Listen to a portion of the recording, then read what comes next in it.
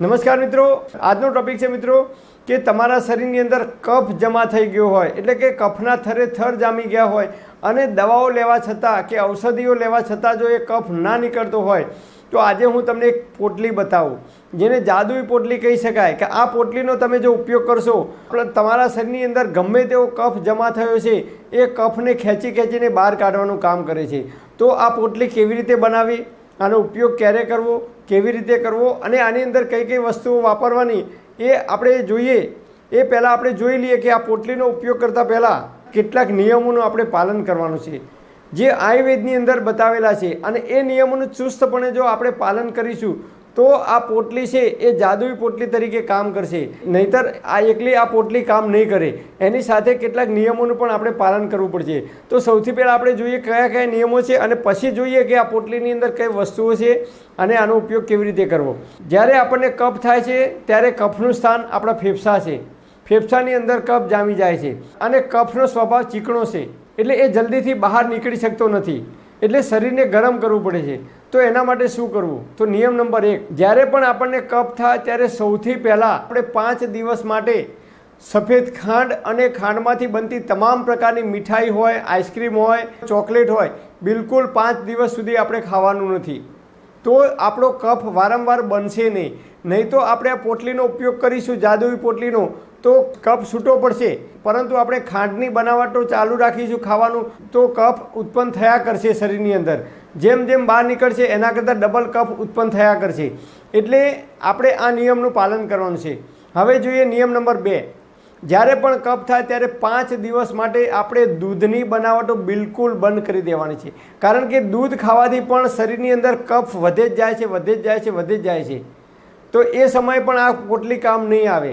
તો દૂધ અને દૂધની બનાવટો 5 દિવસ સુધી બિલકુલ બંધ કરી દેવાની. તો તમારા શરીરમાં જે કંઈ કફ હશે એ કફ આ પોટલી ખેંચી ખેંચીને બહાર કાઢશે. નહીં તો તમે આ પોટલીનો દરરોજ ઉપયોગ કરશો પરંતુ સફેદ ખાંડ અને દૂધની બનાવટો ખાવાનું ચાલુ રાખશો તો કફ તમારા શરીરની અંદર ડબલ ગતિથી બન્યા જ કરશે.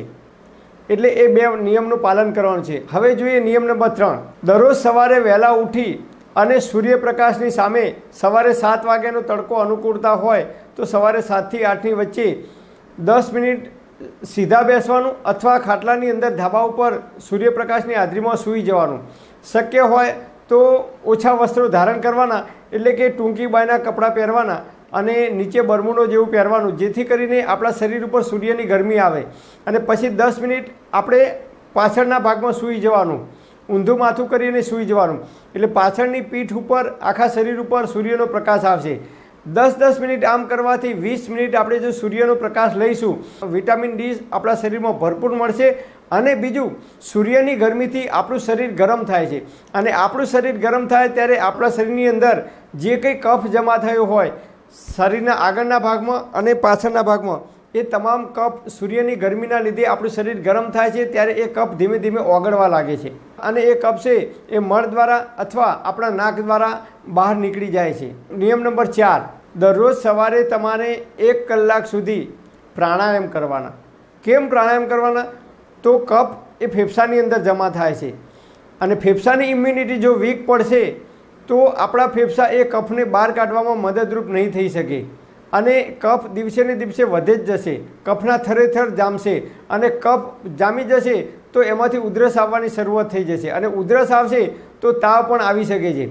એટલે કફને જો જમા ના થવા દેવો હોય તો આપણે નિયમિત 5 દિવસ કે 7 દિવસ સુધી નિયમિત આપણે પ્રાણાયામ કરવાના.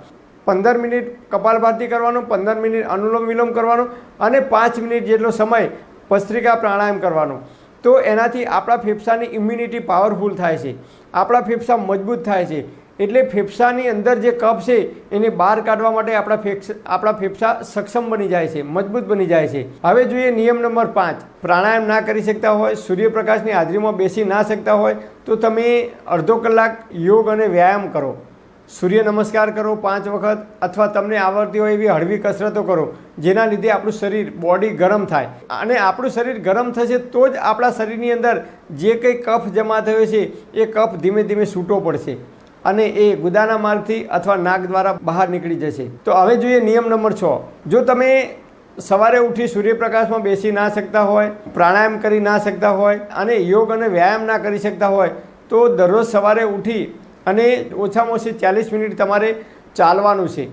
એટલે કે 4 થી 5 કિલોમીટર જેટલું ચાલવાનું. અથવા બગીચો હોય તો બગીચાની અંદર સૂર્યપ્રકાશની હાજરીમાં ઓટા મારી જવાના, જેના કારણે આપણું શરીર છે ગરમ થશે, શરીરમાંથી પરસેવો બહાર નીકળશે. એટલી ગતિથી આપણે ચાલવાનું છે, ધીમે ધીમે ચાલવાનું છે, જેથી કરીને આપણું શરીર ગરમ થાય અને શરીરની અંદરથી પરસેવો નીકળે ત્યાં સુધી આપણે ચાલવાનું છે. એટલે શરીર આપણું ગરમ થશે, શરીરમાંથી પરસેવો નીકળશે તો આપણા શરીરમાં જે કફ છે એ જમા થયેલો કફ ધીમે ધીમે ઓગળી જશે. આ ના થાય તો દરરોજ તમારે 16 કલાકનો ઉપવાસ કરવાનો. એટલે કે સાંજે સંધ્યા ટાઈમ એટલે 6 વાગે સૂર્યોદય પહેલાં તમારે ભોજન કરી લેવાનું, એ પણ હળવું ભોજન કરવાનું, ભૂખ કરતાં ઓછું ખાવાનું. અને બીજા દિવસે સવારે 11 વાગે એટલે કે જ્યાં સુધી 16 કલાક પૂરા ના થાય ત્યાં સુધી તમારે કોઈ પણ વસ્તુ ખાવાની નથી. માત્ર તમને તરસ લાગે તો જેટલી તરસ હોય એટલું પાણી પીવાનું. તો આપણું શરીર છે એ 2 કામ કરે છે. એક ખોરાક પચાવવાનું કામ કરે છે અને બીજું શરીરની અંદર જે કંઈ ગંદકી છે એને બહાર કાઢવાનું કામ કરે છે.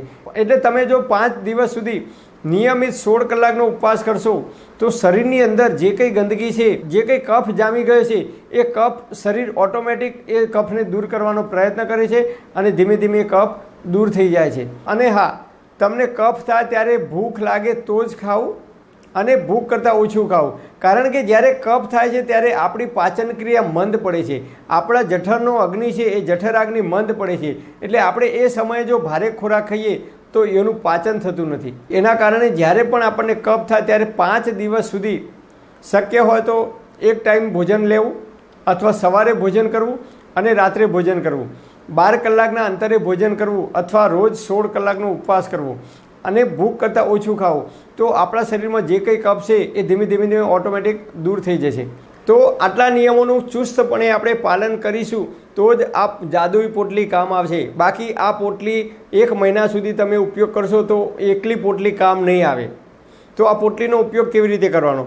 તો 1 વાટકી જેટલું આખું મીઠું લેવાનું અને બંડીનું કપડું હોય તો સૌથી સારું. તૂટી ગયેલી બંડી હોય તો એનું કપડું જાડું હોય, એની અંદર તમે અડધી ચમચી અજમો ઉમેરવો હોય તો ઉમેરી શકો છો. એની પોટલી ગાંઠવાળી અને પોટલી બનાવી દેવાની. ધીમો ગેસ ચાલુ કરી અને તવીની અંદર આ પોટલીને ગરમ કરવાની છે. આ રીતે જે રીતે આપણે ભાખરી શેકીએ એ રીતે આ પોટલીને તવી ઉપર ગરમ કરવાની અને પછી આપણી છાતી ઉપર અને બૈડાના પાછળના ભાગની અંદર આ પોટલીનો શેક કરવાનો છે. પણ શેક કરતાં પહેલાં શુદ્ધ તલનું તેલ હોય કે શુદ્ધ કોપરેલ તેલ હોય, નારિયેળનું તેલ, તો એની ધીમા હાથે માલિશ કરી દેવાની. અને પછી શરીર ઉપર જો કોઈ વસ્ત્ર ના પહેર્યું હોય તો એક કપડું મૂકી દેવાનું અને પછી જ આનો શેક કરવાનો. નહીં તો ડાયરેક્ટ જો ગરમ હશે તો એ આપણા શરીરને નુકસાન પહોંચાડી શકે છે, શરીરમાં બળતરા થઈ શકે છે. એટલે શરીર ઉપર કોઈ પણ કપડું મૂકી અને પછી ધીમે ધીમે આ રીતે શેક કરવાનો અને પાછળના ભાગમાં પણ શેક કરવાનો.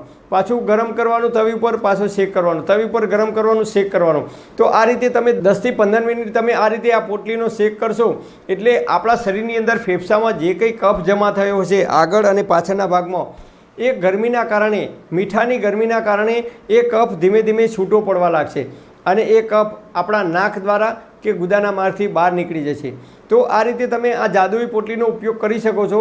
પરંતુ એના પહેલાં જે નિયમો બતાવે એ નિયમોનું આપણે ચુસ્તપણે પાલન કરવાનું છે. જ્યારે પણ આપણને કફ થાય છે ત્યારે આપણને ભૂખ લાગતી નથી, એટલે કે આપણી ભૂખ મરી જાય છે. કેમ મરી જાય છે? તો શરીરમાં કફ થાય છે ત્યારે આપણી જે જઠરાગ્નિ છે એ અગ્નિ મંદ પડે છે, જેના કારણે આપણને ભૂખ લાગતી નથી. અને એ વખતે તમારે જે ખોરાક ખાતા હોય રોજિંદો એના કરતાં બિલકુલ 50% ખોરાક ખાવાનો, તો જ આપણા શરીરમાંથી ખૂબ ઝડપથી કફ બહાર નીકળી જશે. એટલે પેટ ભરીને ભોજન કરવાનું નથી 5 દિવસ સુધી. તો આપણે આટલા નિયમોનું પાલન કરીશું તો આ પોટલીનો ઉપયોગ કરીશું તો જ આ જાદુઈ પોટલી આપણને ઉપયોગમાં આવશે. આમાંથી એક પણ નિયમનું પાલન નહીં કરીએ તો આ પોટલી કોઈ કામ નહીં આવે. પરમપિતા પરમાત્મા આપ સર્વેને તંદુરસ્ત અને નિરોગી રાખે એવી હૃદયપૂર્વક મારી પ્રાર્થના. Thanks for watching my video. Thank you.